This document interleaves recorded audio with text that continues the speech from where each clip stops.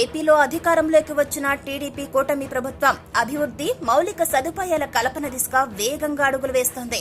అందులో భాగంగా పట్టణాలకు కూడా విమాన సర్వీసులను అనుసంధానం చేసే దిశగా చర్యలను తీసుకుంటోంది. ఈ క్రమంలోనే ఏపీలో కొత్తగా మరో 4 విమానాశ్రయాలను నిర్మించేందుకు గాను ప్రణాళికలు సిద్దమవుతున్నాయి. ఈ విషయాన్ని ఏపీ ఆరోగ్య శాఖ మంత్రి సత్యకుమార్ యాదవ్ తెలియజేశారు. ఈ మేరకు ఎక్స్ వేదికగా ఆయన ట్వీట్ చేయడం జరిగింది.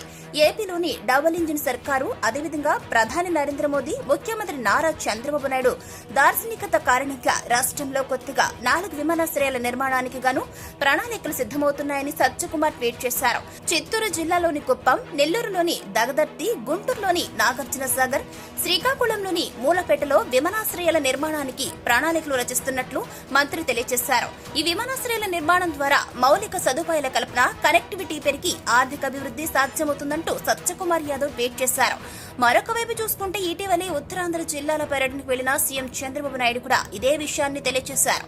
భోగాపురం ఎయిర్పోర్టు పనులను పరిశీలించిన బాబు, భోగాపురం ఎయిర్పోర్టుకు సమాంతరంగా మరో 5-6 విమానాశ్రయాలు వస్తాయని చెప్పారు.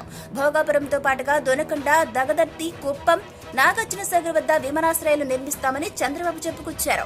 కేంద్ర పౌర విమానయాన శాఖ మంత్రిగా టీడీపీకి చెందిన శ్రీకాకుళం ఎంపీ కింజరపు రామ్మోహన్ నాయుడు వ్యవహరిస్తున్నారు.